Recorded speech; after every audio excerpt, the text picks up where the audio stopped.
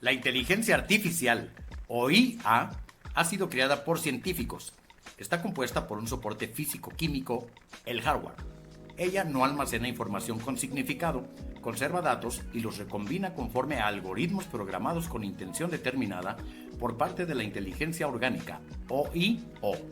Los programas son realizados con lenguajes especializados, son el soporte lógico o software.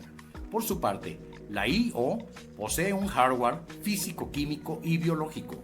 Ella siente corporalmente, cobra conciencia de sí y del entorno, lo describe y lo pondera, se emociona, centra su atención, produce deseos, valores axiológicos, juicios, temores, decepciones, esperanzas, decide metas y engaña, ama y odia, planifica voluntariamente su vida en sociedad, calcula y anticipa acontecimientos, aprende, se autocorrige, se autogobierna, confía o desconfía de sí misma y, muy importante, cambia todo lo anterior en virtud de su neuroplasticidad y con base en su autoprogramado software. El modelo neuropsicopedagógico.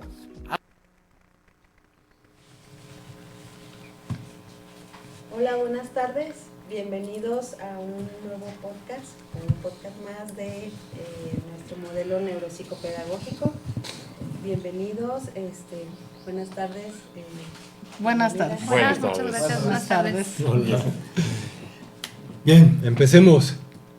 ¿Qué pasó? ¿Qué vimos? Bueno, Sí, hoy no está Evelyn. Sí, no, sí, ya lo sé. bueno, la película Canino, que es la que nos tocó analizar ahora, me pareció una película muy similar, mexicana, que era El Castillo de la Pureza, que es una película mexicana con Diana Bracho y tiene como la misma síntesis, en la parte del exterior, del aislamiento, el miedo como el mayor agente para controlar, ¿no? Que es como la premisa más importante de la película, que a partir de no salgas porque va a pasar esto, ¿no? La película se centra en una familia, papá, mamá e hijos, que está acomodada, hijos ya más o menos mayores, no son unos niños, y los papás les cambian inclusive las palabras de significado, ¿no? El mar significa una cosa, zombie significa otra, para que ellos no tengan como la inquietud, y es un aislamiento extremo, paredes muy altas, los hijos no pueden salir, a menos que pierdan, se llama canino, porque si pierden tal diente, pues pueden salir al exterior, ¿no? ¿El izquierdo o el derecho? Cualquiera de los dos. Cualquiera de los dos. Entonces, ellos viven como en una cápsula, en una burbuja, donde está centralizado por el control de los padres. Lo llevan a un extremo bastante alto, sin embargo, creo yo que todos en la sociedad pues vivimos cada familia diferente, controlando también ese entorno. No al aislar a nuestros hijos, pero sí controlamos, porque al guiar hay un poco de control, a mi parecer. Cuando mencionas lo llevan un poco alto, ¿qué significa?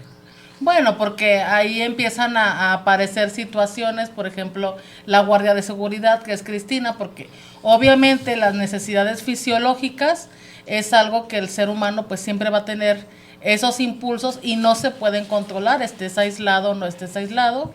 El muchacho empieza a tener pues un instinto sexual, ¿no? Y el papá busca la manera de cómo satisfacer esa necesidad y lleva a una mujer que se llama Cristina, que es una guardia de seguridad, la contrata para que tenga relaciones sexuales.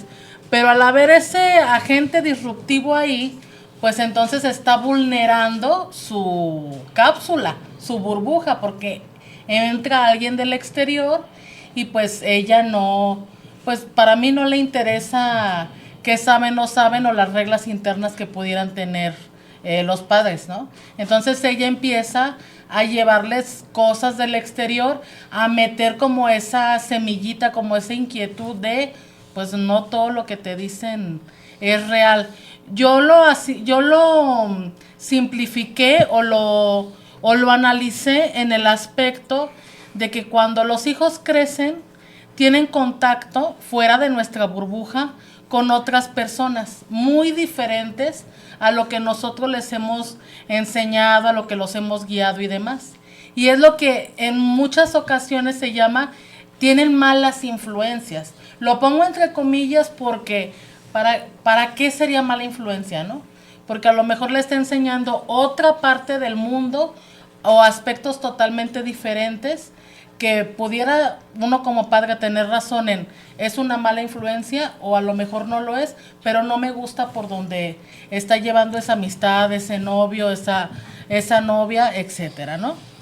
Porque vuelvo a repetir, los padres controlamos y ejercemos control sobre nuestros hijos, que yo no lo veo tan mal porque es parte de la guía.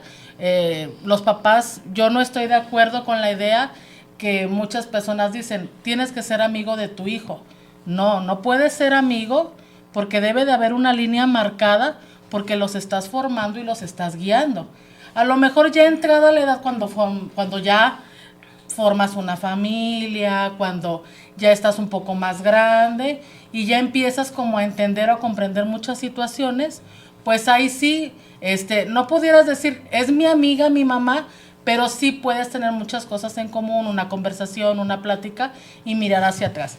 Pero en el periodo de formación no puedes detenerte y decir, mi hija es mi mejor amiga.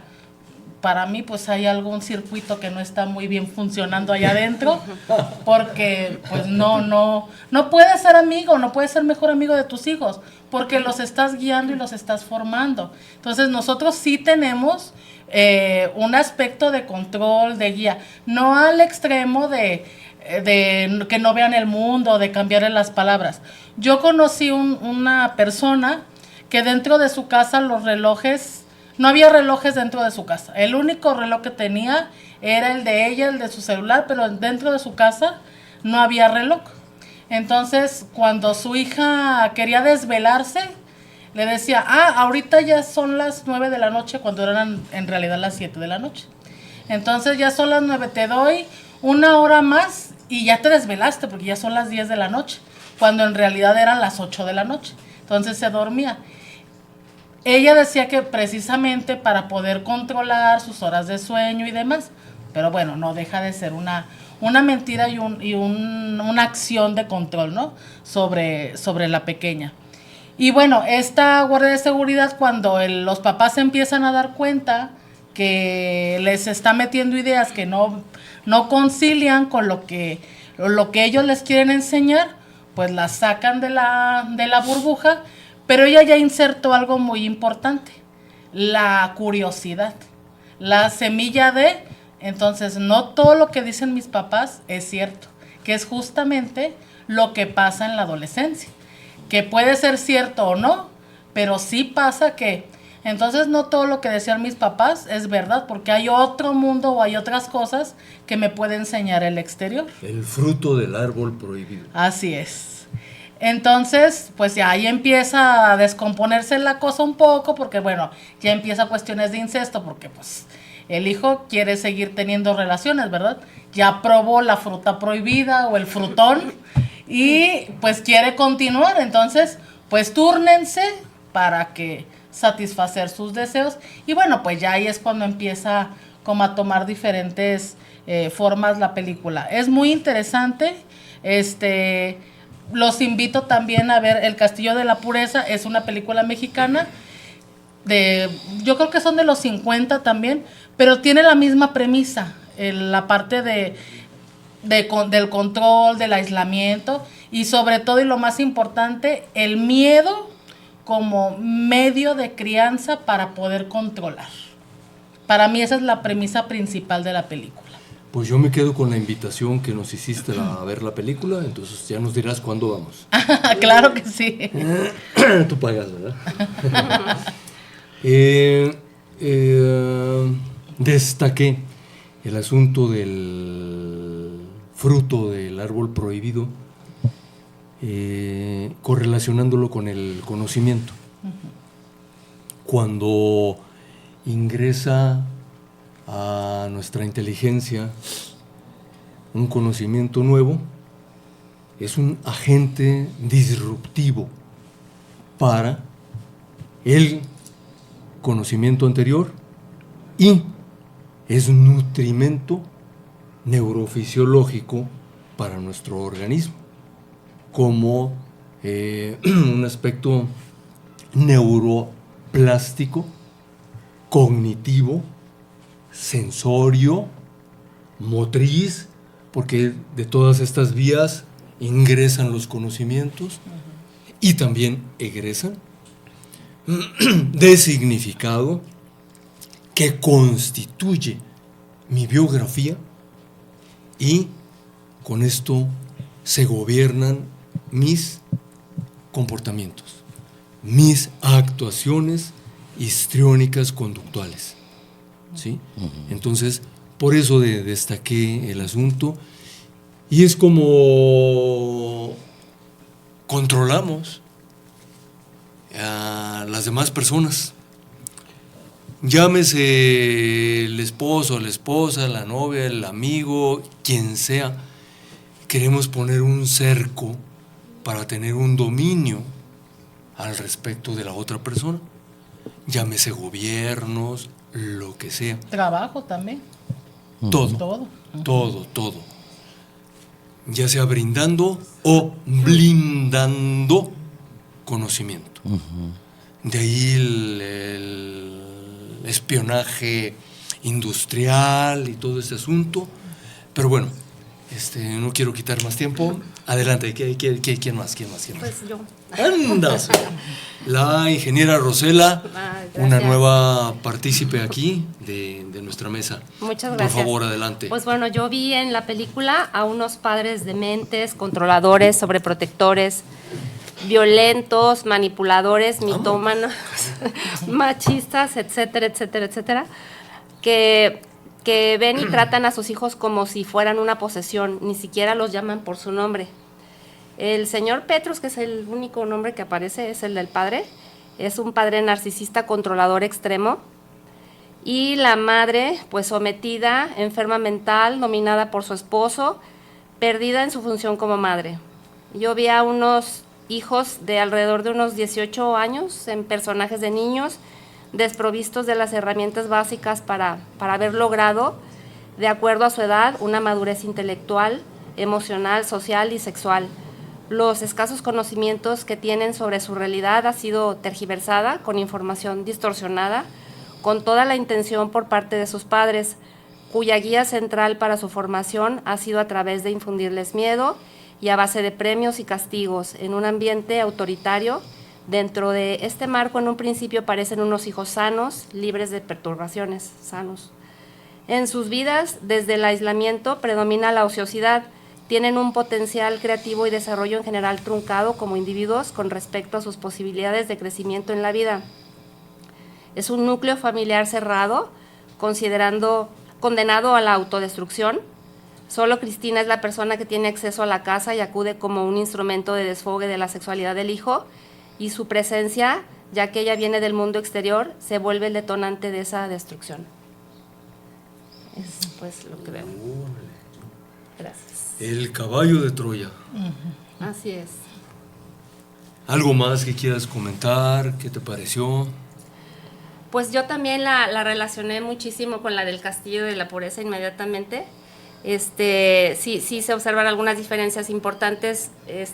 Seguramente había un control mucho mayor en la película viejita mexicana, porque ahí sí se desarrolla la acción dentro de una casa que está dentro de la ciudad, y acá sí se prestó que fue en una casa de campo, fuera de la ciudad, fuera de la civilización, en donde pues este padre de familia pudo llevar a cabo sus sueños de mente de formar una familia con su esposa, que pues yo no sé si ya venía enferma, o bueno, seguramente sí, ya venía enferma, que pues vivió sometida por el papá, por su esposo, totalmente como perdida. Yo la sentí perdida como mujer, perdida como madre, o sea, despersonalizada.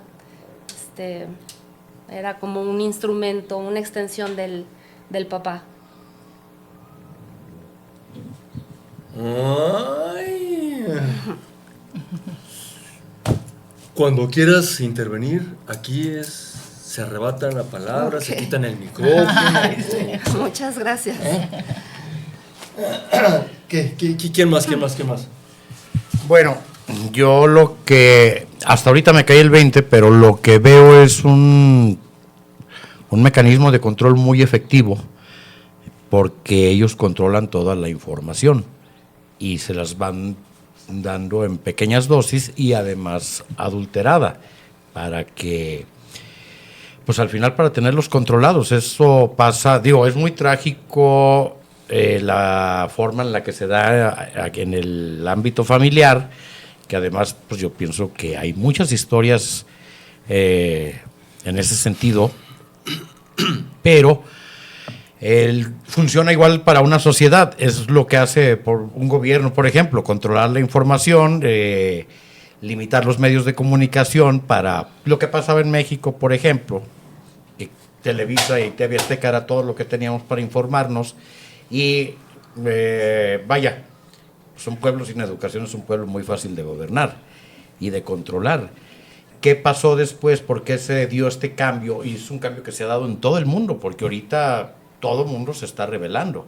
Y todo es porque la gente común y corriente tuvo acceso a la información a través de Internet, de todas las plataformas. Se empezaron a enterar de lo que no se enteraban en los noticieros, porque los noticieros siempre han estado controlados por el gobierno y dicen lo que el gobierno le conviene. Y así nos educaron durante casi 80 años, hasta que tuvimos acceso a las redes sociales. Nadie nos pudo limitar la información y el mundo está cambiando de una manera muy radical, muy importante, creo yo, y creo que el motivo es precisamente el acceso a la información. Que en el caso de esta película, pues la familia no tenía acceso a la información más que la que les dieran los papás. Entonces el que maneja y controla la información, maneja y controla a los que no la tienen definitivamente. Entonces lo veo, bueno, desde ese punto de vista social, pero realmente es una realidad.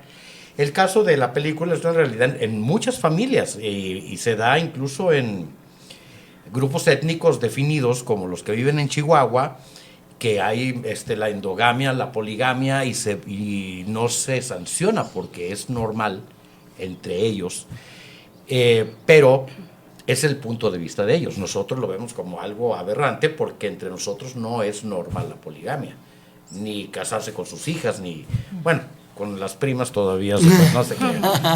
Pero sí veo eso, y mientras no haya lo que, creo que lo decías tú, Liz, o no me acuerdo si usted, maestra, pero mientras no tengan acceso a otro tipo de información o a una mala influencia, pues no van a salir de ahí, no van a salir del engaño, no van a cuestionarse las cosas y quizás no van a encontrar la libertad jamás, porque pues surge la libertad a través de la rebelión contra lo que el sistema ya ha establecido y con el que tú no concuerdas, porque tú tienes otros datos o otra información que no coincide ya con la que te quieren meter a fuerzas, tanto o el gobierno o tu patrón o tu papá, porque al final pues son los que controlan, ¿verdad? Ese es mi humilde punto de vista. No, maravilloso, mi querido ingeniero. Un breve ejercicio de simulación.